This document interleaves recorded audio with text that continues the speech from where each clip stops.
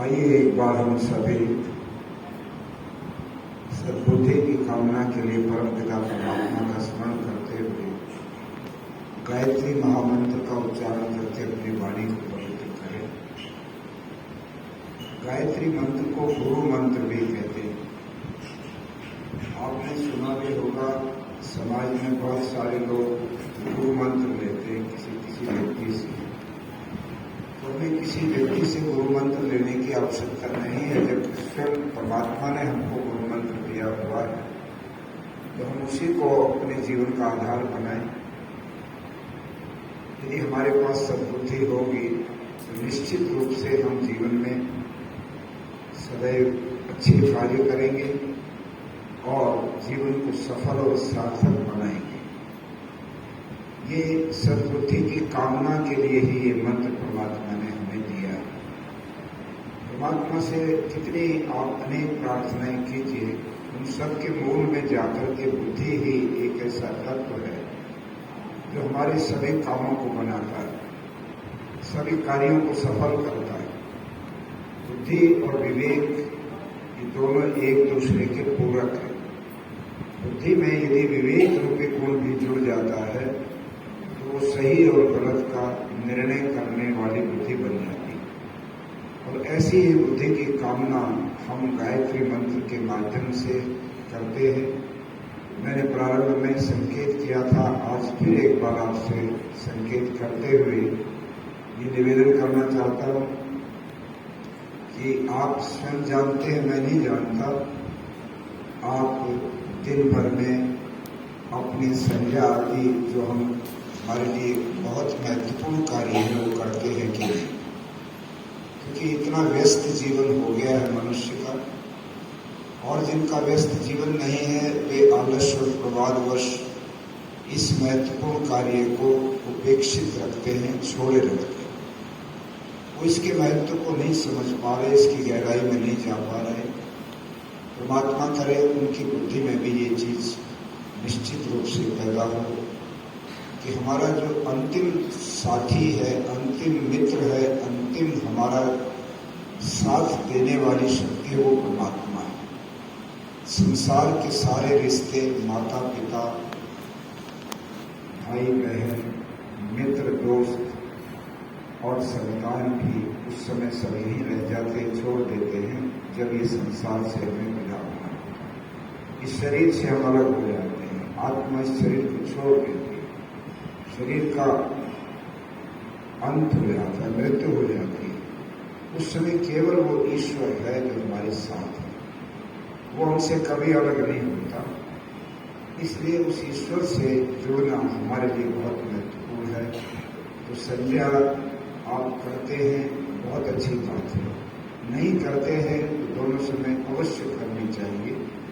किंतु यदि उसमें भी आपको कहीं कठिनाई है तो एक बहुत सरल विधि आप ये पकड़ लीजिए कि प्रतिदिन जब आप सोने के लिए जाते हैं अपने बिस्तर पर, सब कार्य आपके समाप्त हो चुके हैं दिन भर के, अपने ऑफिस से, बिजनेस से, दुकान से, दफ्तर से, जहाँ से भी आप काम करके आके खाना खाने के बाद आपस में चर्चा करने के बाद फ्री हो गए हैं और अब आप सोने जा रहे हैं, उस समय अपने मन को एकाग्र कर लीजिएगा, आंखें धोइएगा, पैर धोइएगा और अपने बिस्तर पर बैठ जाइए।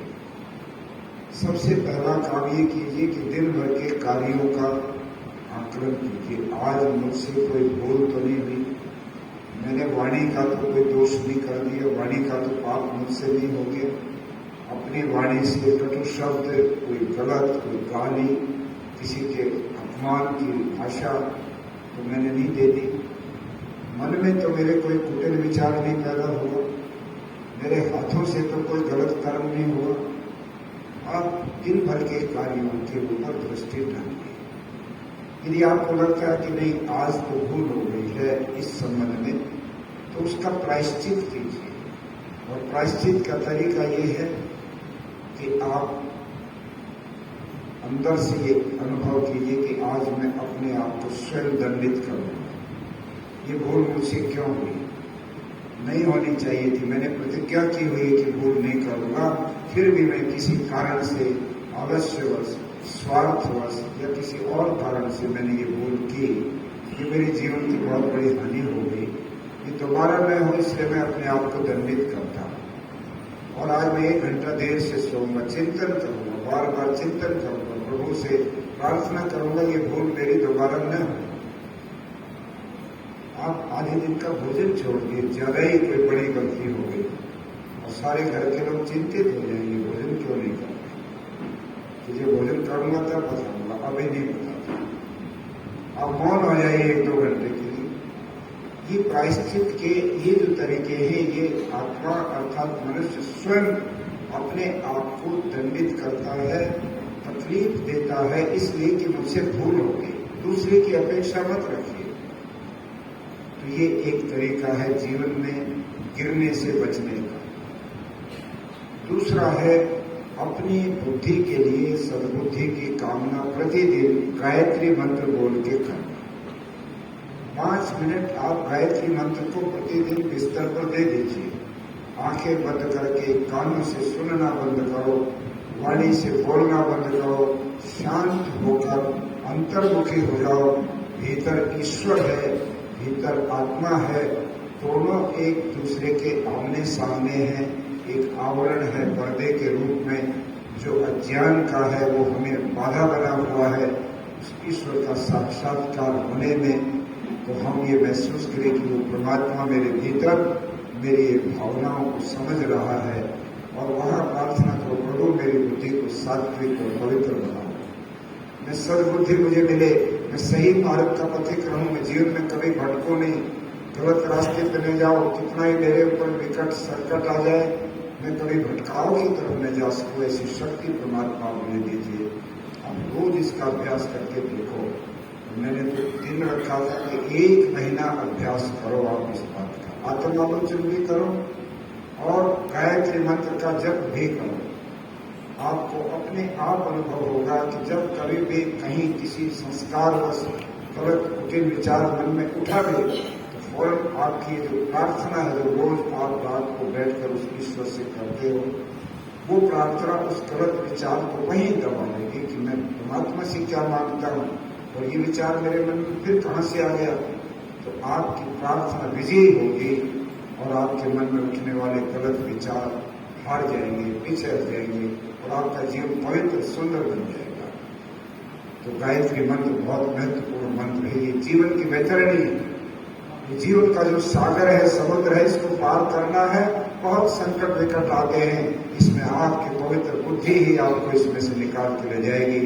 और वो बुद्धि की जो प्रार्थना वो गायत्री मंत्र में है। भगवान ने हमको ये अधिकार दिया कि इसका रोज अभ्यास करो, रोज प्रार्थना करो, मांगो बुद्धि। जितनी चीज मांगोगे उतनी भीतर उसके लिए संस्कार गहरा बनता जाएगा। और एक बार हम इस गायत्री मंत्र का श्रद्धा से उच्चारण करते हैं, उसके पश्चात चर्चा प्रारंभ करेंगे।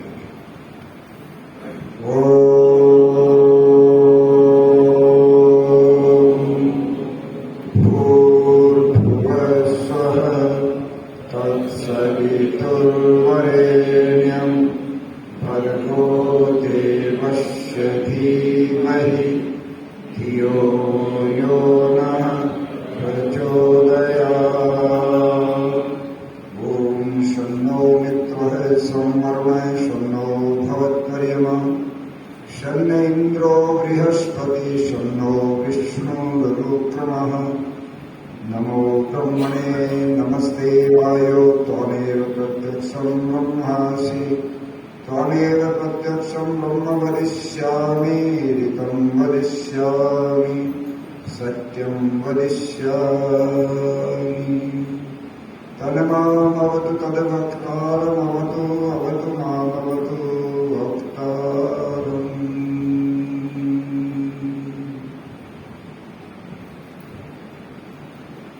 आर्य समाज सेक्टर 32 B के हमारे बहुत ही कर्मठ यशस्वी ऊर्जावान प्रधान आदरणीय योगराज चौधरी जी, हमारे बहुत ही ओजस्वी युवा गायक भजनोपदेशक श्री पिता वैदिक जी और उनके सहयोगी हरपाल जी और मेरे आर्य परिवार के महामान्य सदस्य।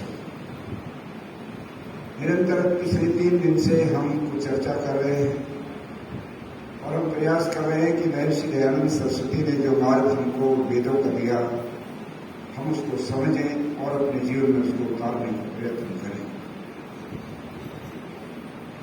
कल आपके समझ कुछ थोड़ी देर प्रताप जी ने प्रारंभ की ये चर्चा और मैंने उसके साथ अपने विचारों को जोड़ के उसको थोड़ा आगे बढ़ाने का प्रयत्न किया कि हम लोग कर्मों से बंधे हैं। हमारी जो ये मनुष्य का जो हमको शरीर मिला है, ये चोला प्राप्त हुआ है, ये कर्म क्षेत्र है। और कोई व्यक्ति ये सोचता हो कि नहीं मैं तो ना अच्छा करता हूं ना बुरा करता हूं, तो वो भी भूल में है। हम तो चारपाई पर लेटे लेटे भी मन से कुछ ना कुछ कर्म करते रहते हैं, विचार करते हैं। कर्म का जन्म मन से होता है। सबसे पहले मन में विचार उठता है, फिर वो वाणी पर आता है, फिर हाथ से उसको मूर्त रूप दे देते हैं। मनसा वाचा कर्मणा इसे होते हैं, मन वचन और कर्म, अर्थात कर्म जो है मन में उठता है और फिर उसको हम मूर्त रूप देते हैं, तीसरी स्टेज पर जाता है। तो कर्म तो हम करते हैं, किंतु यहाँ पर वेद कहता है कर्म वो करो जो शुभ कर्म हो, तो निष्काम कर्म हो। गलत कर्म नहीं करने, क्योंकि गलत कर्म हमें इन दूसरी योनियों में ले जाने वाले होते हैं। इस पर बहुत विस्तार से कल चर्चा की गई। इन कर्मों का संस्कार रूप कहाँ संग्रह हो रहा है हमारे शरीर में, आपको वो भी थोड़ा सा संकेत रूप में मैंने बताया।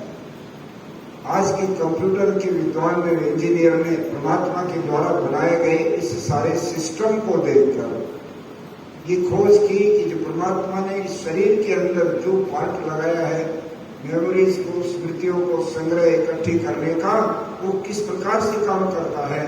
तो उन्होंने आज की टेक्नोलॉजी में खोज करके और चिप नाम की एक छोटी सी चीज इसमें डाल दी, या और बहुत सारे यंत्रों में वो डल गई, और वो सारी दुनिया के अंदर कई वीडियो कैमरे के रूप में कई सेंसिटिव चीजें लगाते, कार में लगा देते, थोड़ा सा स्पर्श करते, उसमें मोटर बजते और बहुत सारी चीजें। ये जो जितना सिस्टम है, ये सारा का सारा कहीं ना कहीं हमारे भीतर से ही निकलता। इसको समझने वाले वैज्ञानिक इसको इस मूर्त रूप देते हैं। तो उन्होंने चित्त के बराबर चित्त बनाया। जो कार्य हमारे शरीर में चित्त करता है, वही कार्य इस चित्त के को दे दिया इंजीनियर ने। इसलिए हम लोग सावधानी से शुभ कर्म करने का संकल्प लेंगे, तो जो चित्त हमारा है, जो हमारे पूरे जीवन के कार्यों का रिकॉर्ड कीपर है, उसमें रिकॉर्ड जमा होता है, तो उसमें अच्छे कर्म जाएंगे और हमारा जीवन सफल और सार्थक बन जाएगा। आज इस विचार को मैं आगे बढ़ाते हुए ये कहना चाहता हूं कि जब हम कर्म की बात करते हैं तो मैं देखता हूं कि मनुष्य अपने मनुष्य रूपी जो कर्म है उनको समझ नहीं पाता। किसी ने एक श्लोक कहा, मंत्र की व्याख्या तो मैं इस श्लोक के बाद जब थोड़ा सा भूमिका के साथ करूंगा। जिनसे हम घिरे रहते हैं, जिन दुर्गुणों से, जो विश्वानी देव मंत्र में महर्षि दयानंद सरस्वती ने अपने अंतिम समय में भी उस मंत्र को बोल करके कहा, तो वो दुर्गुण वेद के एक मंत्र के माध्यम से हमको समझाए हैं परमात्मा ने। वो आपको अगले कदम रखूंगा। पहले एक श्लोक मुझे ध्यान आ गया है, वो इस बात की पुष्टि करता है कि मनुष्य अपने कर्तव्य और अपने व्यवहार को समझ नहीं पा रहा, मैं कर क्या रहा हूं और मुझे करना क्या चाहिए। तो वहां पर वो कहता, आहार निद्रा भय मैथुन से समानम एतत् पशुभिर नराणाम। आहार निद्रा भय मैथुन से समानम एतत् पशुभिर नराणाम। धर्मो ही तेषाम अधिको विशेषो धर्मेण हीना पशुभिर समान। ये कहता है आहार भोजन, निद्रा नींद, भय डर लगना, भयभीत होना, और चौथी चीज है संतान उत्पत्ति। ये चारों बातें पशुओं में और मनुष्यों में बराबर है।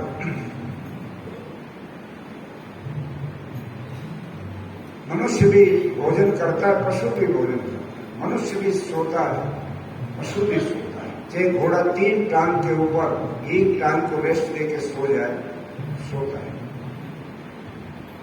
भयभीत सब होते हैं, मनुष्य भी भयभीत होता है और जानवर पशु पक्षी भी भयभीत होते हैं, क्योंकि उन सबों ने मृत्यु देखी हुई है, भय देखा हुआ है, वो उनके भीतर स्वाभाविक रूप से विद्यमान है भय, तो वो उनका स्वभाव दोनों का है। और चौथी बात है संतान उत्पत्ति, वो मनुष्य भी करता है, पशु भी करता है, इसमें समान है। और किसी ने पॉलिटिकल साइंस पढ़ाते समय एक प्रश्न किया एक बार प्रोफेसर ने, जब हम पढ़ रहे थे, आज से बहुत पुरानी बात है, 1970 में बीए फर्स्ट ईयर या सेकेंड ईयर में मैं था, तो उस समय एक प्रोफेसर ने मनुष्य के बारे में कहते हुए कहा, what is the definition of a man, मनुष्य की क्या परिभाषा है, कि man is a social animal, मनुष्य एक सामाजिक पशु है। किंतु यहाँ 4 बातों में मनुष्य और पशु बराबर हैं, किंतु दोनों में भेद क्या है, अंतर क्या, कैसे पहचान होगी ये मनुष्य है ये पशु है। तो अगली लाइन में क्या, धर्मो ही तेषाम अधिको विशेष, तेषाम का मतलब इन पशुओं में, पशु पक्षी पक्षुओं में और मनुष्यों में, दोनों योनियों में धर्म एक ऐसा तत्व है जो विशेषता रखता है, जो महत्व रखता है, जो दोनों को भिन्न करता है। धर्मो ही तेषाम अधिको विशेषो धर्मेण हीना पशुभिर समान, जो धर्म से हीन मनुष्य है, धर्म से पतित मनुष्य है, धर्म से हटा हुआ मनुष्य है, धर्म को छोड़ने वाला मनुष्य है, वो पशु के समान। अब हम लोग इस बात को तय करें कि हम आखिर धर्म क्या है। यहाँ पर प्रश्न आ गया कि धर्म अगर हमारे पास है तो मनुष्य है, और धर्म हमारे पास है ही नहीं तो फिर मनुष्य कैसे करें। तो धर्म की बहुत सारी परिभाषाएं हमारे ऋषियों ने, हमारे महापुरुषों ने दी। बहुत मान्यता प्राप्त जो धर्म की परिभाषा है वो मनु महाराज की है। धृति क्षमा दमोस्तेयम शौचम इंद्रिय निग्रह धीर विद्या सत्यम क्रोधो दष्टम धर्म लक्षण। ये 10 धर्म के लक्षण है। जिस मनुष्य के पास ये 10 लक्षण है, 10 गुण है, 10 बातें हैं, वो धार्मिक है। वो व्यक्ति धार्मिक नहीं कहला सकता, चाहे वो दुनिया के किसी दूसरे देश में जाकर मक्का या मदीना में किसी पत्थर की परिक्रमा करके रोजे रख करके आया हो, चाहे वो किसी तीर्थ स्थल पर जाकर के कहीं किसी नदी में डुबकी लगा करके आया हो, या कहीं और कोई भी किसी अनुष्ठान को करता हो, या कहीं चर्च में जाकर के बपतिस्ता लेकर के भी कुछ करना चाहता हो। दुनिया में जिस जिस मत की जो जो मान्यताएं हैं, भले ही उनको वो करता जाता हो, यदि उसमें धर्म के तत्व नहीं है, धर्म के मूल गुण नहीं है, मॉरल वैल्यूज जिनको कहते हो नहीं है, तो धर्म नहीं है, बल्कि एक इंस्टीट्यूशनलाइज, एक संस्थागत धर्म के वो सदस्य है। आज पूरी दुनिया के अंदर धर्म जो एक संस्थागत धर्म बन गया। लोगों ने बड़े बड़े चीजें बना ली। मैं एक बार 1997 में जर्मनी गया और वहां पर कोलन एक शहर है, स्टुटगार्ट से थोड़ा आगे जाकर, वहां पर कोलन में दुनिया का सबसे बड़ा चर्च है। और बड़ा इस रूप में कुछ वैसे साइज में नहीं, ऊंचा। मैंने देखा, मैं देख नहीं पा रहा था, 250 फुट लंबे पर्दे उसके अंदर लगाए गए थे, और ईसा मसीह के सामने छोटी सी जो मूर्ति थी वो भी सोने की, और बड़ी महंगी चीजें, उनका फर्नीचर भी बहुत। तो दुनिया ये देखने आती है कि हम देखेंगे दुनिया का सबसे ऊंचा चर्च है। पिछले दिनों में राजस्थान गया, जालौर मेरा प्रोग्राम था, और जालौर से पहले फ्लौदी एक रेलवे स्टेशन आता है, रात की ट्रेन से मैं गया, रात को 10:30-11 बजे ट्रेन से उतरा। जालौर के आर्यवीर मुझे लेने आए थे गाड़ियां लेकर। उन्होंने कहा, स्वामी जी यहाँ किसी हमारे दोस्त के यहाँ का भोजन है, भोजन के बाद में निकलेंगे, 12-1 बजे पहुंच जाएंगे वहाँ जालौर, रात को रेस्ट करेंगे, सुबह 9 बजे से प्रोग्राम है, कोई प्रॉब्लम नहीं है। खाना अभी बनने में थोड़ी लेट हो गया होगा। वो इस बीच में कहने लगे, फ्लौदी शहर की एक विशेषता है, वो भी आप एक बार देख लो चल करके, अच्छा रहेगा आप यहाँ आए हुए। मैंने कहा क्या है? कि यहाँ एक मंदिर है, जैन मंदिर, जिसकी दीवारें सोने की। तो मैं गया, और हमारे हॉल से भी बड़ा हॉल, सारी की सारी बहुत ऊंची, लगभग 20-20 फुट ऊंची दीवारें, सोने की प्लेटों से उसको ढका हुआ था। और भी अनेक तरह से इस्लाम के क्षेत्र में देखते हैं बहुत बड़ी बड़ी मीनारें उनकी मस्जिद की खड़ी दिखाई देती है। पूरा मेवात उजड़ा पड़ा है, हरियाणा भुखमरी है। सारे वहां के मेव मुसलमान जो है भुखमरी से पीड़ित है, वहां को पैदा भी कमी होता है। किंतु उनकी मस्जिद देखो तो इतनी आकाश कुछ ने गगन चुंबी, एक तरह से उनकी मीनारें हैं। मालूम पड़ता है पैसा कौन दे रहा है, तो पता लगता है कि ये हमारा पेट्रोल डॉलर जो जिसको कहते हैं, जो ये खाड़ी के देश हैं, जो पानी में से निकली हुई गैस पेट्रोल डीजल बेचते हैं दुनिया को, वो सारा पैसा यहाँ करके इन चीजों में एक संस्थागत धर्म, और लोग उन्हीं को देख करके अपने आप को धार्मिक मान लेते हैं, या कोई छोटी मोटी कोई रिचुअल कर्म कांड करके धार्मिक मान लेते हैं। बाह्य चीजों को मान करके धर्म मानने की बात वो कभी भी मनुष्य के जीवन को नहीं बदल सकती। जब मनुष्य का जीवन धार्मिक तब होगा जब उसके अंदर धर्म के मूल जो गुण है वो आने लगे। अगर उसके अंदर धृति है, धैर्य है, धैर्यवान व्यक्ति, धर्म का पहला लक्षण है धैर्य। अभी बड़ा एक दृश्य बना, मैं अभी अमेरिका में था 20 दिन पहले, तो महर्षि दयानंद सरस्वती की 200वीं जयंती का ग्लोबल समिट रखा। एक हॉक्स यूनिवर्सिटी है न्यूयॉर्क के अंदर, उसमें और पूरे अमेरिका मतलब मॉरिशस और बहुत सारे देशों से 1000 के करीब लोग वहाँ आए हुए थे। तो वहाँ पर हमारे स्वामी जी भी मेरे साथ बैठे थे मंच पर। तो कुछ ऐसी व्यवस्था बन गई कि आयोजकों ने कुछ कार्यकर्ताओं का सम्मान करना था और कुछ कार्य करने थे, और स्वामी जी 2 दिन से बोल नहीं पाए थे मंच पर, भाषण नहीं हुआ। तो वो इतने दुखी हो गए थे कि ये स्वागत कब बंद होगा, मुझे बोलने के लिए 2 मिनट भी टाइम नहीं देना चाहते, तो मैं क्यों आया भारत से 1.5 लाख रुपये लगा। तो गुस्सा मेरे सामने कर रहे थे, मैं धीरे धीरे उनको शांत भी करूँ, तो शांत हो नहीं रहे। इतने में उन्होंने भी उनके गुस्से को पढ़ा कि स्वामी जी उखड़ रहे, तो एक आदमी को भेजा कि जाके स्वामी जी का सम्मान करो। तो एक बड़ी ऐसा सुंदर उसमें गोटे लगे हुए, ये जो हमारे जो वस्त्र हैं वहाँ तो और अच्छे स्तर के, अमेरिका था तो महंगे लेके जाए गए थे, 200-200 रुपये के बने होंगे, ये तो 30-40-50 रुपये में आ जाते। तो वो ले जाकर कहने लगे स्वामी जी हम आपका अभिनंदन करना चाहते हैं, एक बार खड़े हो जाओ। तो वो पटका लेके स्वामी जी ने फेंक के बोला ऐसा, कोई जरूरत नहीं मुझे तुम्हारे इस पर। तो मेरे पास विनय आ रही बैठे हुए थे, वो धीरे से कहते स्वामी जी धर्म का पहला लक्षण गायब हो गया। चुपचाप बोले, तो खुल के नहीं बोले, कभी स्वामी जी नाराज हो। स्वामी जी बड़े प्रतिष्ठित में नाम इसलिए नहीं ले रहा हूं, अच्छा नहीं लगता। किंतु धर्म का पहला लक्षण है धैर्य।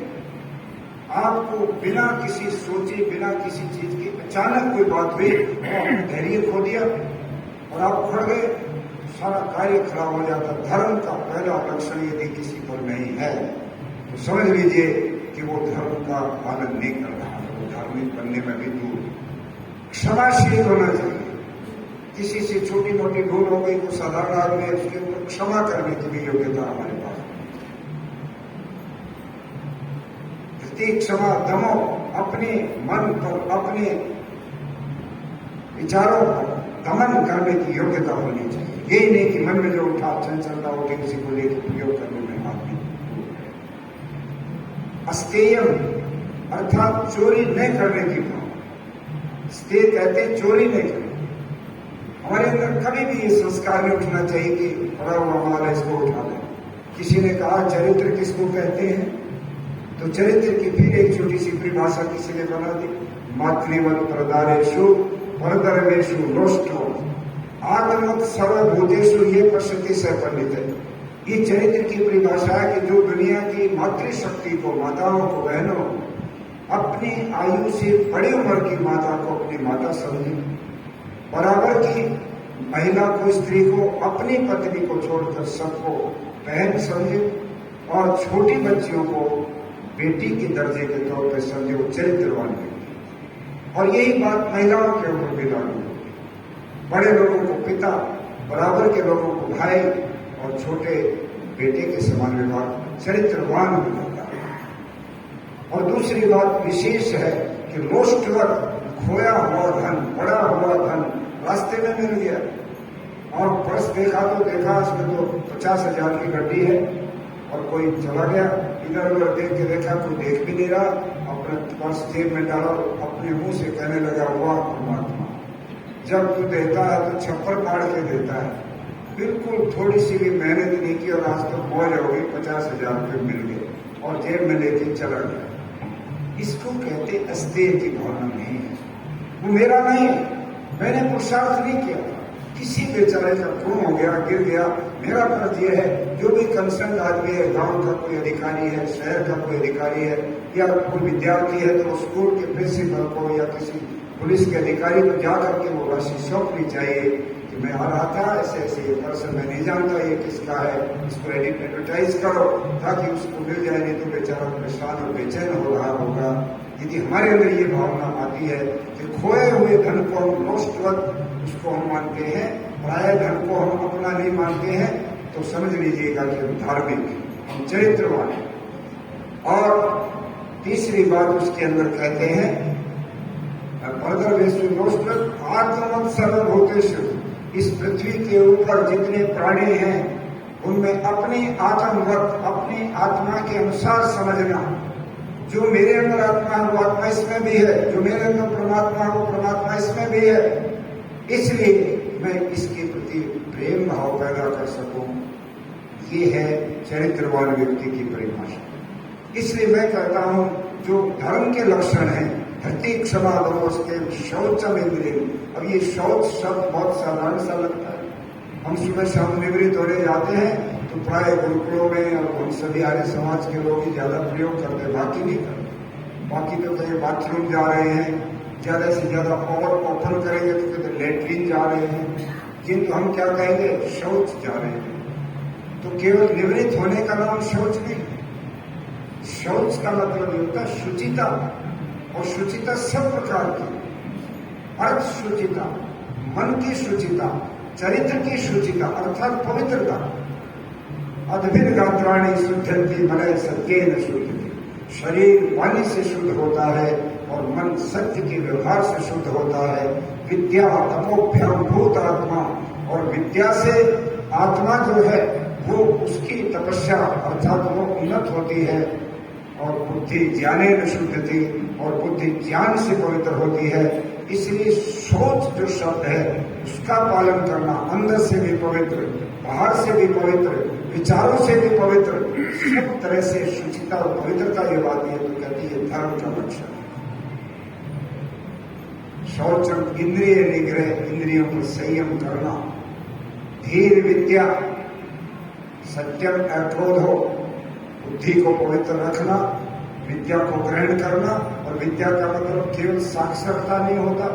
कल साक्षरता दिवस है, हम डीए में गए थे और साक्षरता दिवस मनाया जा रहा था, और उस पर हम क्या बोले, साक्षरता को सामान्य कठोर सिखाने का नाम है। उससे थोड़ा सा और अपग्रेड करोगे तो शिक्षित होना, तो थोड़ी एजुकेशन का एक स्टैंडर्ड बनेगा कि इतनी डिग्री पास हो गया, शिक्षित हो गया, और उससे भी अगर ऊपर डिग्री में जाए तो संस्कारित होना। केवल साक्षर और शिक्षित होना मात्र काफी नहीं है, बल्कि उसके बीच में संस्कारित होना भी बहुत आवश्यक है, तब ये मिशन पूरा बनता है।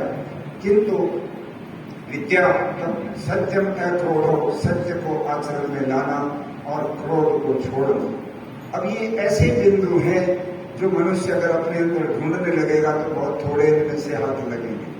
हम सामान्य जीवन के अंदर इनसे दूर बने रहते हैं, और व्यवहार में जब जैसा मौका लगता है वैसा हम करते रहते हैं, तो इससे हम धर्म से विहीन हो जाते हैं। केवल बाह्य कर्म कांडों से, बाह्य पूजा पद्धतियों से धर्म नहीं आता। हम लोगों की ये माइंड सेट जो बना दिया गया है कि ऐसा करने से ईश्वर की कृपा डायरेक्ट बरस जाएगी, आचरण हमारा कुछ भी बना रहे, इससे कोई लेना देना नहीं होता, ऐसा कभी मत समझना। ईश्वर हमारे भीतर विद्यमान है, हमारी भावनाओं को, हमारे विचारों को, हमारी सारी क्रियाओं को देखता है, समझता है। इसलिए उसको हाजिर नाजिर मानकर, ईश्वर प्रणिधान जिसको कहते हैं, अर्थात जब भी कोई कार्य करो ये मानकर करो मेरे कार्य का दृष्टा, मेरे कार्य का विटनेस परमात्मा है। मनुष्य हो ना हो, मैं अकेला हूँ, कोई नहीं मुझे देख रहा है, इस मौके पर मैं कोई भी कार्य करूंगा, गलत करूंगा, सही करूंगा, मेरा कोई विटनेस नहीं है, कोई एविडेंस नहीं है।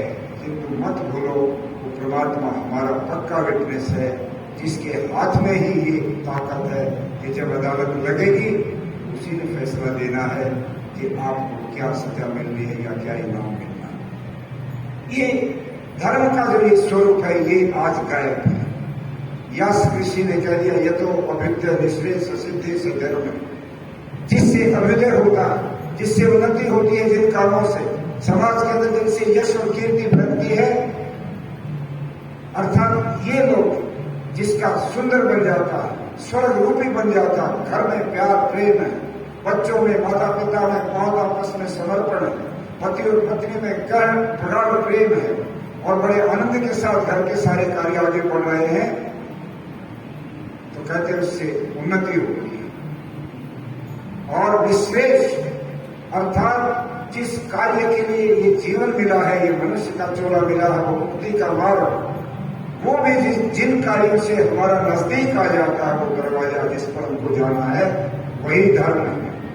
और धर्म के लिए, धर्म को अपनाते समय ये जो मैंने बिंदु बताए, इन सब का पालन करना बहुत जरूरी है। स्वामी सर्वज्ञानंद सरस्वती अपनी कायाकल्प पुस्तक के पहले पन्ने पर लिखते हैं, वो कह रहे हैं, यहीं से शुरू करते हैं, यदि सूर्य निकला है तो उसका कोई सबूत नहीं मांगना पड़ता कि सूर्य निकला, उदय हुआ है या कि नहीं। सूर्य का प्रकाश और सूर्य की गर्मी अपने आप अपना परिचय देती है कि सूर्य का उदय हो चुका है। सूर्य उदय होते अंधेरा भाग जाता है, कोने में भी ढूंढने से अंधेरा कहीं नहीं मिलता। उसका इतना तेज प्रकाश है कि अपने आप वो अपना प्रमाण दे रहा है सूर्य। इसी प्रकार से यदि कोई व्यक्ति ये कहता मैं धार्मिक हूं, तो उसके पूछने की जरूरत नहीं होनी चाहिए कि आप कितनी बार जा करके अपनी पूजा करते हो, संध्या करते हो, या कोई मुसलमान अपनी कितनी नमाज पढ़ता है, या कोई और कुछ करता है। ये पूछने की जरूरत नहीं होनी चाहिए, बल्कि उसके आचरण से, उसके व्यवहार से चीज झलकनी चाहिए कि वास्तव में धार्मिक है। उसका व्यवहार गली में रहने वाले, मोहल्ले में रहने वाले लोगों के साथ कैसा है।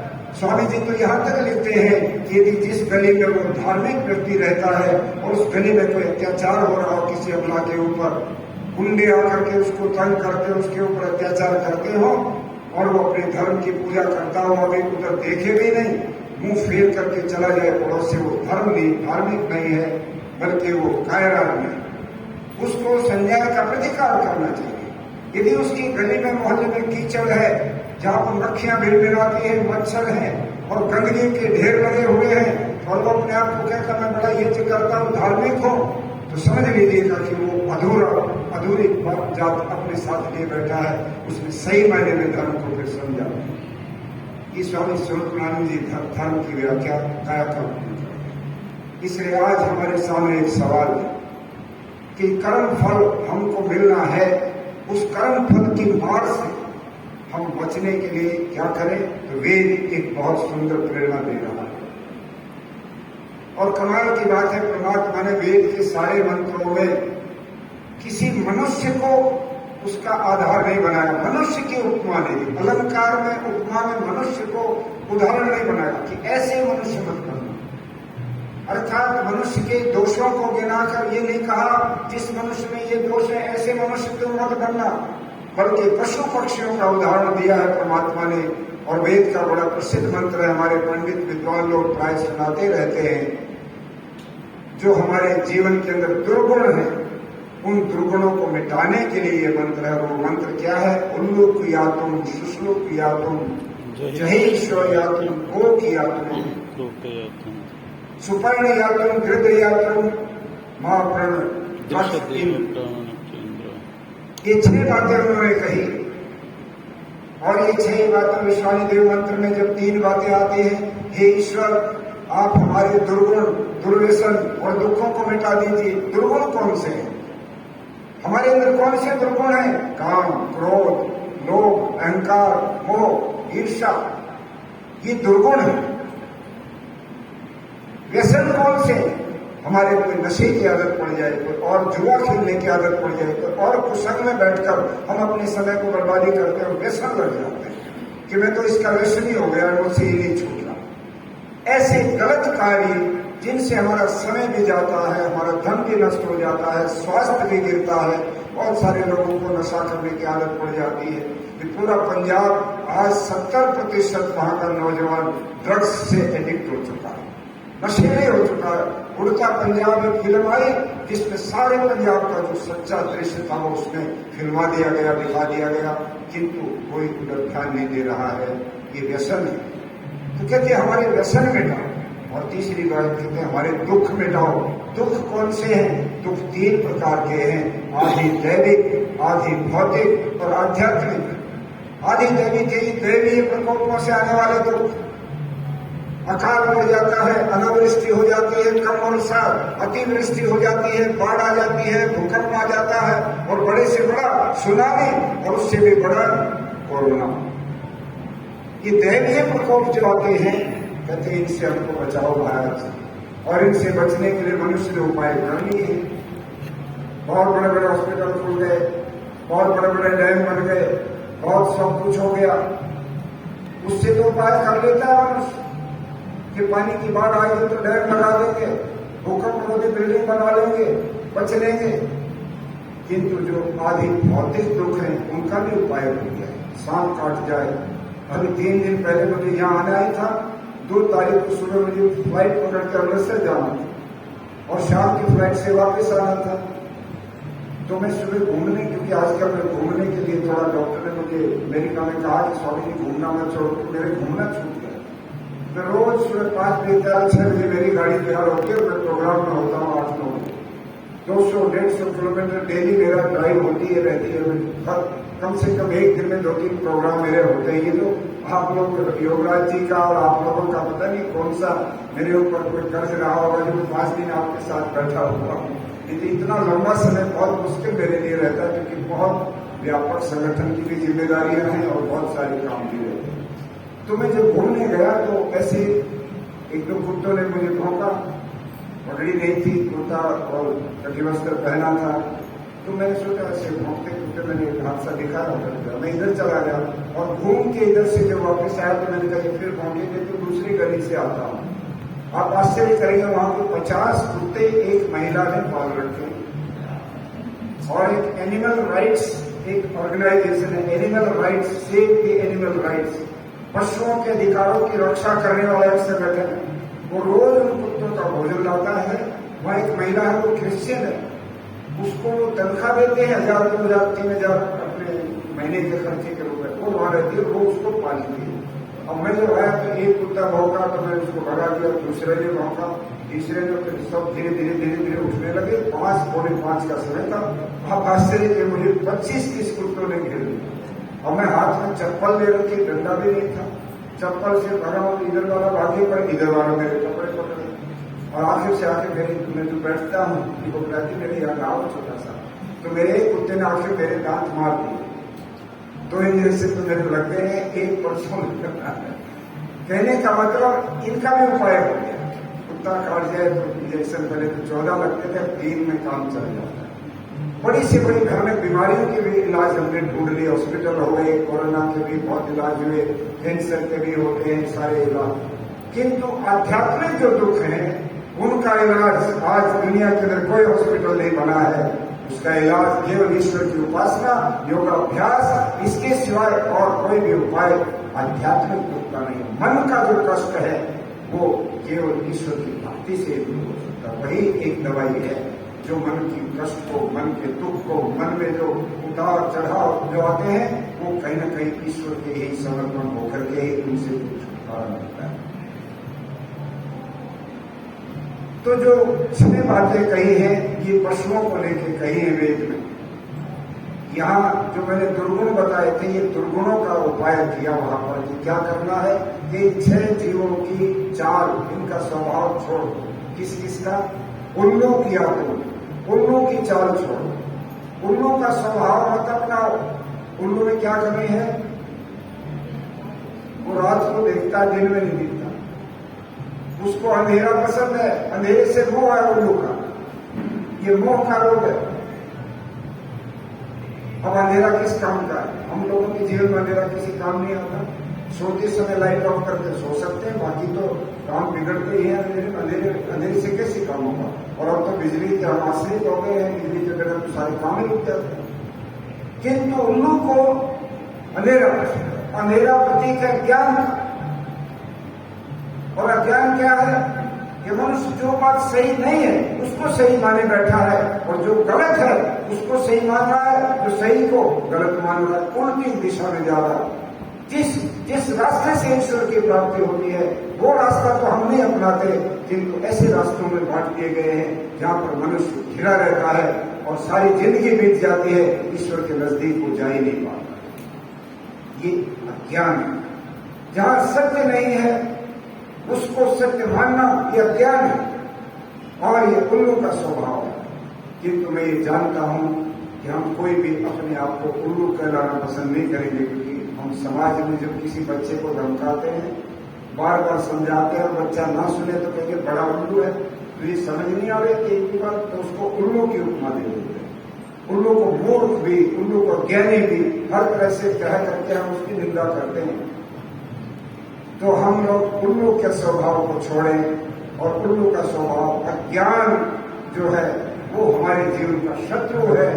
अज्ञान किसी क्षेत्र में हो, धर्म के क्षेत्र में हो, समाज के क्षेत्र में हो और किसी भी क्षेत्र में हो, अज्ञान से अपने आप को दूर रखो। और वेदों के अंदर, विश्वज्ञान की शिक्षाओं के अंदर कहीं भी लेश मात्र भी आपको अज्ञान ढूंढने से भी नहीं मिलेगा। इसलिए उसका मूल ये कहता है कि अगर उल्लू की चाल छोड़नी है तो दयानंद की सेना में भर्ती हो जाओ और वेद के अनुयायी बन जाओ, वेद के अनुसार अपने जीवन को चलाना प्रारंभ करो। दूसरा दुर्गुण है क्रोध। तो कहते हैं शुष्लुक या तुम, शुष्लुक कहते भेड़िए। वेद कह भगवान ने वेद में इन जानवरों का उपमा दिए, उल्लू नहीं बनना और दूसरा भेड़िया नहीं बनना। भेड़िए में क्या दोष है? ताकतवर से डरता है और कमजोर को डराता है।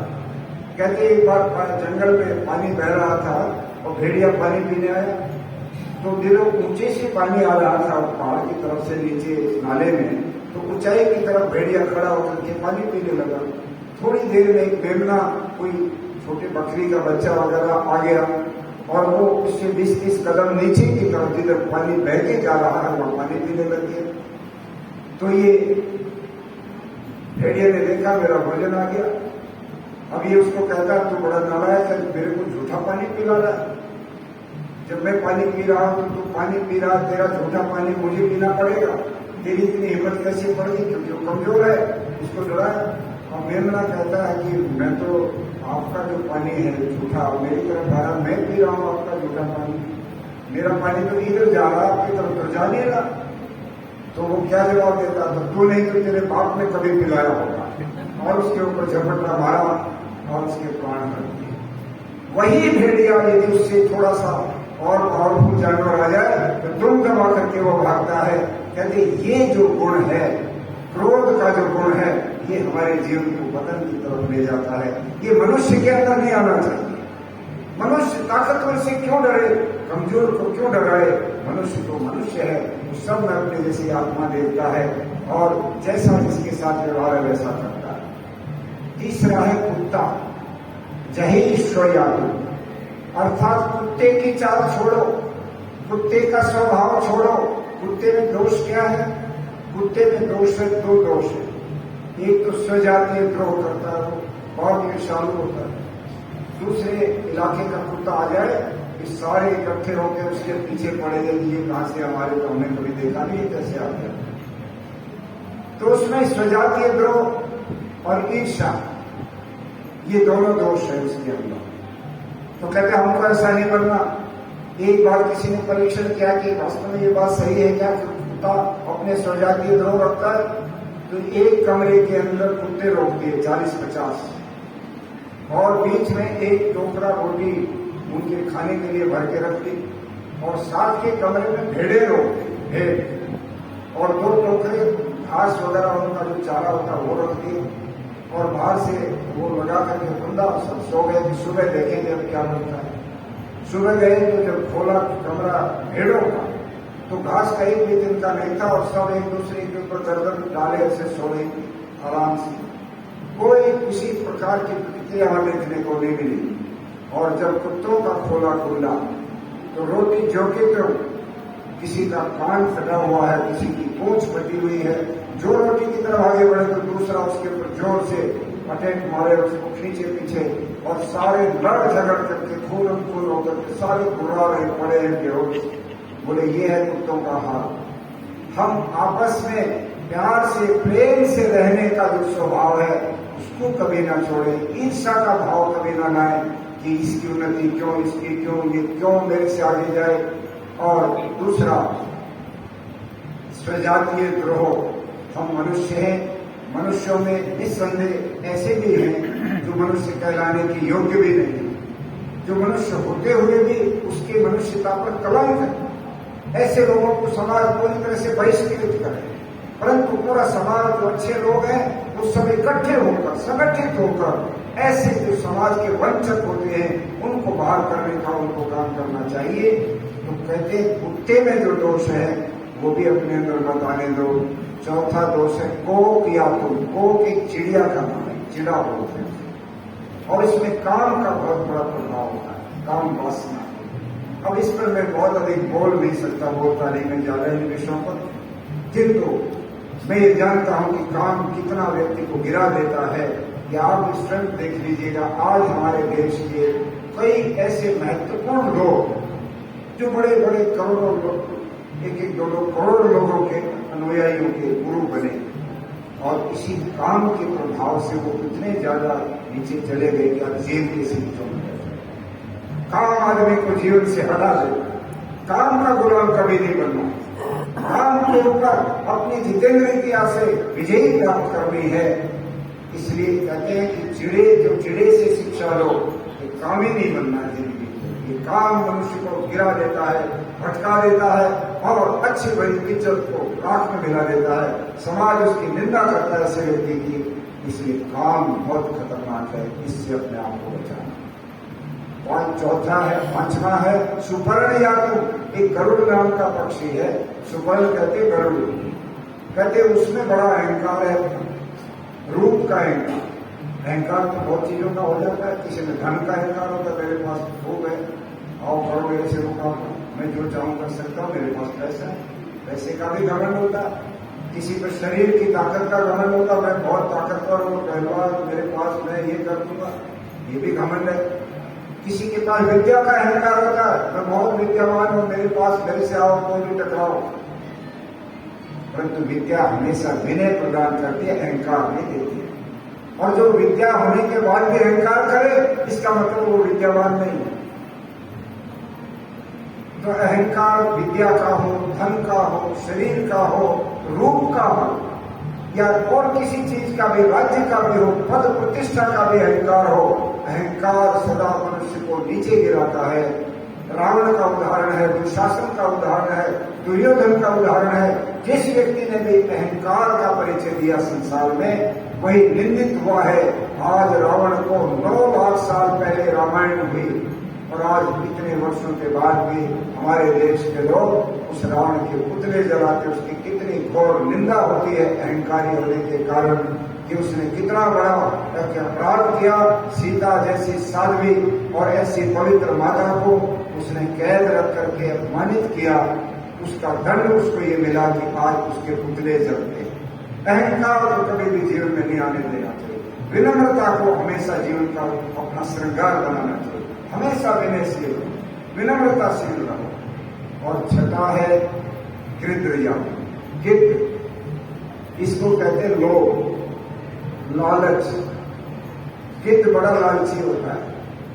कहते 100 मील पर किलोमीटर में भी होगा और उसको पता लग जाए कि मरा हुआ पशु ओपन खुले में पड़ा है, तो सारे गिद्ध पता नहीं दिखने भी नहीं तो भी सारे आकर और इकट्ठे हो जाते हैं, उसको खाते हैं। लोभ की जो आदत है ये भी बड़ी भयानक है, जो मनुष्य को भटकाती है। कहते हैं जिस समय राजा भोज का पिता मौत के रास्ते पर था, मृत्यु के नजदीक आ गया, और उसने सोचा कि भोज तो अभी छोटा है, पढ़ रहा है, गुरुकुल में दाखिल कराया हुआ था भोज को, बहुत प्रतिभावान बच्चा था। तो उसने अपने भाई मुंज को बुलवाया।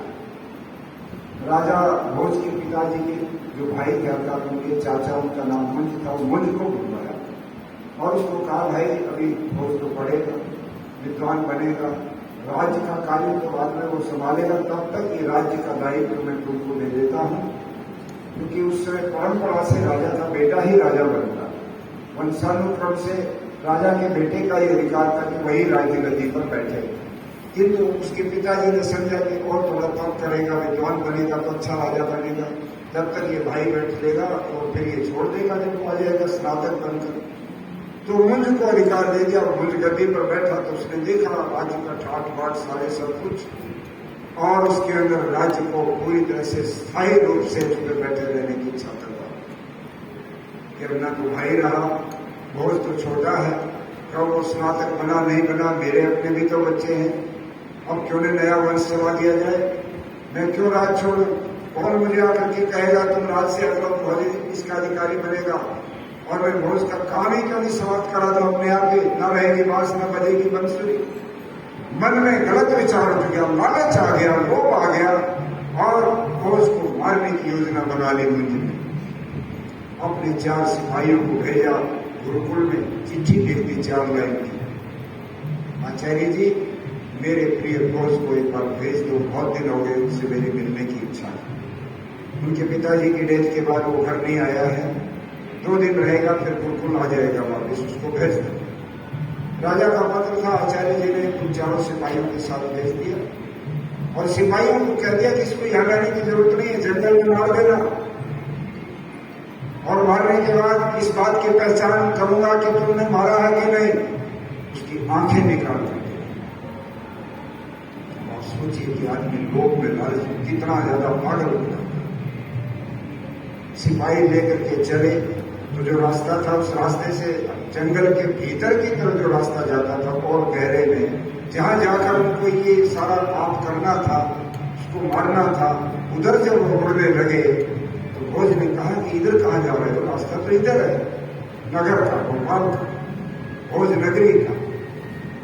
बोले नहीं, हम उस रास्ते से चले।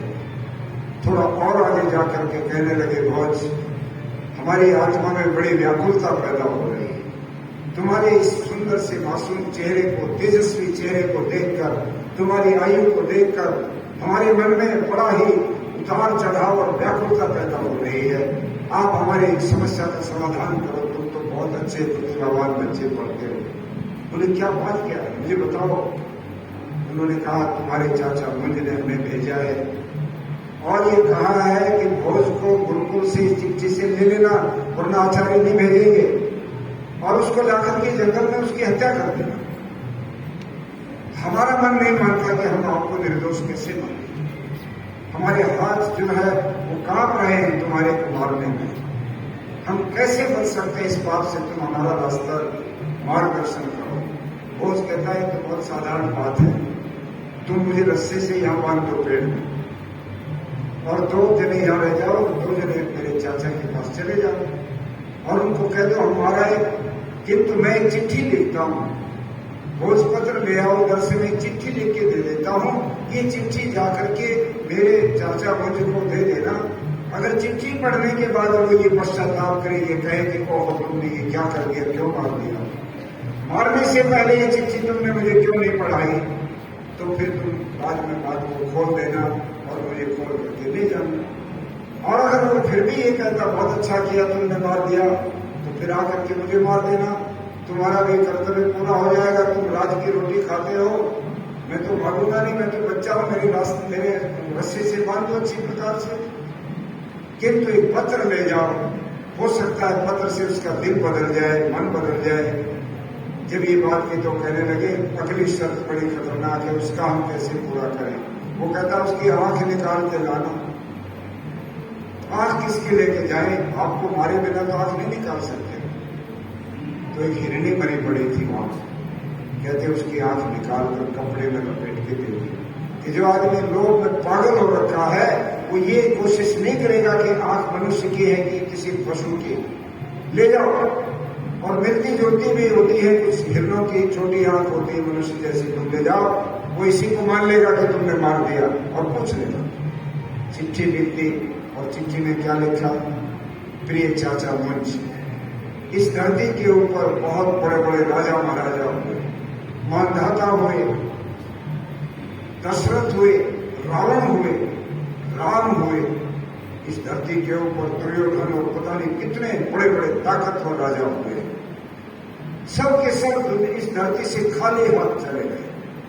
किंतु अब मुझे ये मालूम पड़ा, आप पहले व्यक्ति होंगे इस धरती के ऊपर राजा, जो सारे के सारे राज्य प्रासाद को, महल को, हाथी घोड़े और सारे तामझाम को, सोने चांदी के असरफियों को साथ लेकर के जाओगे। अगले जन्म में भी इनका तुम भोग करोगे, क्योंकि तुम तो बहुत विशेष हो। बाकी तो सब यूं ही आए यूं ही चले गए। ऐसा लगता है कि तुम्हें एक नया उदाहरण बना करके इस धरती से जाओगे। आज तक तो इस धरती पर कोई मनुष्य पैदा नहीं हुआ जो इस तरह से अपने साथ किसी चीज को लेके गया। आपको मुझे इस तरह से मारने की जरूरत कहाँ पड़ गई?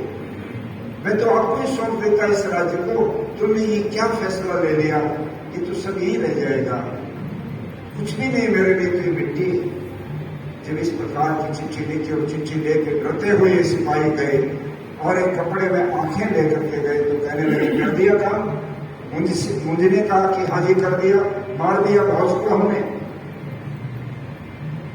तो बोले क्या सबूत है कि ये आंखें देख ली? संतुष्ट हो गए तो बहुत अच्छा हो गया। बोले उसने मरने से पहले कुछ कहा तो नहीं? बोले जी कहानी एक चिट्ठी लिखी है और ये चिट्ठी हमें दे दी कि मेरे चाचा को दे देना। तो जब वो चिट्ठी पढ़ी तो राजा ने 3 बार चिट्ठी पढ़ी और वो कहता है नालायक को, तुमने उसको मारने से पहले चिट्ठी मुझे क्यों नहीं दी? अब इस चिट्ठी का क्या महत्व रह गया? जब ये चिट्ठी लिखी थी तो तुमने पढ़ी थी क्या? हमने पढ़ी थी तो तुमने तभी मुझे ला करके क्यों नहीं दे दी? और मैं कुछ नहीं कर सकता, मेरे हाथ मुझे परेशान कर रहे हैं कि मेरे हाथों से एक निर्दोष बच्चे का कत्ल हो गया है। मैं क्या उस ईश्वर क्या जवाब दूंगा? तुम निकम्मे, मैं तुम्हें फांसी पर लटका दूंगा। गुस्सा आया राजा को। अब इनको भी आभास हो गया कि अब बदल गया है इसका दिल, और अब भेद खोल देते हैं, देखा जाएगा जो बनेगा। ये तो वैसे भी हमें मारेगा और खुल की बात तो भी मारेगा, तो देखा जाएगा। तो कहने लगे महाराज एक प्रार्थना सुन लो। बोले हाँ बताओ कि भोज को भी मारा नहीं है? बोले मारा नहीं है तो ये आंखें किसकी है? ये तो एक हिरण मरा पड़ा हुआ था, उसकी आंखें। तो फिर क्या किया है कि उसको हमने रस्से से बांध रखा है और उसी ने ये कहा कि चिट्ठी ले जाओ। मेरा चाचा अगर चिट्ठी पढ़ के उसका हृदय परिवर्तन हो जाए तो तुम आ जाना, मुझे ले जाना उसके पास, और परिवर्तन न हो तो तुम आकर के मुझे मार देना। बस खत्म हो जाएगी, तुम्हारा भी काम बन जाएगा, उसका भी काम बन जाएगा। उसने कहा कि बहुत अच्छा हो गया, अगर वो जीवित है तो रथ मंगाओ, और अपने रथ को लेकर के जंगल पहुंच गया और छाती से लगाकर भोज को ले आया और ला करके राजगद्दी पर फिर पढ़ाई भी छुड़वाने की। जीवन के अंदर ये जो दोष है, काम, क्रोध, लोभ, अहंकार, ईर्ष्या, ये हमको हमेशा हमेशा 1 मिनट के अंदर पतन की तरफ धकेल देते। कई बार क्रोध इतना ज्यादा सिर पे चढ़ जाता है कि हमारी बुद्धि निर्णय नहीं ले पाती, हम बिल्कुल आग बबूला होकर सब कुछ छोड़ देते हैं और उस समय बड़े से बड़े गलत काम भी हमसे हो जाते। पत्नी से झगड़ा हो गया, पत्नी के ऊपर हम कुछ ना कुछ कोई भी चीज हमारे हाथ लग गई, उठा के उसके शरीर पर मार देते हैं। बच्चे को हम ऐसी जगह पर चोट मार देते, कई बार अनभंग हो जाते हैं क्रोध में आकर के। क्रोध नहीं करते, लोभ नहीं करते, पुरुषार्थ से आप अपने कार्य को आगे बढ़ाइए। कभी भी अपने आप को लोभी बनाकर, लालची बनाकर गलत रास्ते पर नहीं ले जाना। काम का कभी गुलाम नहीं बनना है, ईर्ष्यालु नहीं बनना है, दूसरे की उन्नति देख करके हम जलते रहे, ये हमारा काम नहीं है। इस प्रकार से यदि हम चलेंगे तो निश्चित रूप से जो धर्म जिसको हम कहते हैं,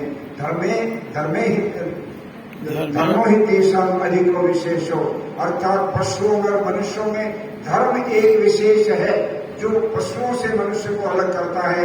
जो लोग इन दुर्गुणों से अपने आप को बचाएं, जो लोग क्षणाधमोस्ते शौचम इंद्रिय निग्रह आदि गुणों का पालन करते हैं और दुनिया के अंदर अच्छे अच्छे कार्य ही करते हैं, परोपकार के कार्य करते हैं। अयम निज प्रोवेदी गणना लघु चेतसाम उदार चरिता नाम तो वसुधैव कुटुंबकम, जो इस सिद्धांत को मान के चलते हैं कि ये मेरा है, ये पराया है, ये तो साधारण लघु चेतसाम, जिनका संकीर्ण दिल है, छोटा दिल है, ये सोच तो उनकी है। उदार चरित्र लोग तो पूरी वसुधा को, पूरी पृथ्वी को अपना एक परिवार मानते, अपना कुटुंब मानते। और ऋषि दयानंद ने आर्य समाज के 6वें नियम में जो main object of Arya Samaj, पहले 5 नियम हमारे उद्देश्य नहीं है, आप स्पष्ट मैं आपके सामने करना चाहता हूं, ये हमारे आचरण के, अपनाने के और हमारी मान्यता है। हम ईश्वर को मानते हैं सब सत्य विद्याओं का मूल, हम ईश्वर का ये स्वरूप मानते हैं, हम वेद को पढ़ना पढ़ाने को मानते हैं, हम सत्य के ग्रहण करने को मानते हैं, हम यथायोग्य व्यवहार की बात करते हैं। ये हमारा उद्देश्य नहीं है, ये हमारी मान्यताएं हैं, ये हमारे सिद्धांत हैं, किंतु हमारे आर्य समाज का उद्देश्य क्या है? उद्देश्य 6वें से शुरू होता है और उसमें मुख्य रूप से, स्पष्ट रूप से प्रयास वाले दयानंद ने संसार का उपकार करना इस समाज का मुख्य उद्देश्य है, अर्थात शारीरिक, आत्मिक और सामाजिक उन्नति करना। ये जो मेन ऑब्जेक्ट है, इसकी पूरी व्याख्या बहुत विस्तार चाहती है। इस समय हो गया है, 5 मिनट में ऊपर चला गया, इसलिए क्षमा मांगते हुए आप सब लोगों से निवेदन करूंगा, इन चर्चाओं को आप मनन कीजिए और जो जो चीजें आपको लगती है कि हाँ यहाँ हमारे जीवन में ढिलाई है, उसको ठीक करके सही अपने जीवन को सुंदर बनाइए। अब आर्य समाज की पूरे राष्ट्र को बहुत बड़ी जरूरत है। आर्य समाज अब ढीला पड़ गया तो बहुत बड़ी हानि हो जाएगी पूरे राष्ट्र की। विजातीय तत्व, असामाजिक लोग राष्ट्र को किस प्रकार से कई कोनों से जिस तरह से कमजोर कर रहे हैं, अंदर से जातिवादी तत्व पूरे समाज को तोड़ रहे हैं, सांप्रदायिक लोग तोड़ रहे हैं और अनेक तरह की और गतिविधियां, कहीं नक्सलवाद तो कहीं कुछ उभर रहा है। आर्य समाज अगर खड़ा हो गया तो मदन मोहन मालवीय के शब्दों में मैं कहना चाहता हूं, जिस दिन आर्य समाज बैठ जाएगा तो हिंदू समाज सो जाएगा, और जिस दिन आर्य समाज सो जाएगा तो हिंदू समाज मर जाएगा। आर्य समाज ही इस देश का और समाज का अग्रणी है, क्योंकि उसी के पास वेद की मान्यताएं हैं, वही दुनिया का रास्ता दिखा सकता है। और हम सब लोग संकल्प लें, कल प्रातः काल के पूर्ण आहुति के अवसर पर मैं हम सबसे निवेदन करता हूँ, कल कुछ विशेष संकल्प भी करवाने हैं। जितने यजमान बने और कल और बनेंगे, उनको भी कुछ विशेष जीवन में नई चीज धारण करने के लिए संकल्प दिलवाएंगे, और वो संकल्प आपके जीवन का आधार बनेगा। अगले 1 साल में आप उन संकल्पों को चलेंगे लेकर के, मैं पूरी दावे से कहता हूँ चंडीगढ़ पूरे देश को दिशा दिखाने वाला नगर बन सकता है, अगर हमारी सारी आर्य समाजों के लोग हजारों की संख्या में इन संकल्पों को लेकर एक बार अंगड़ाई लेकर खड़े हो जाए। तो सारे आर्य समाज में नई चेतना आ जाएगी कि चंडीगढ़ बदल रहा है, तो हम क्यों सोए हुए हैं। कल का उत्सव जो समापन होगा बहुत महत्वपूर्ण है, आप सब लोग उसमें आमंत्रित हैं। इन शब्दों के साथ बहुत बहुत धन्यवाद, सबको नमस्ते।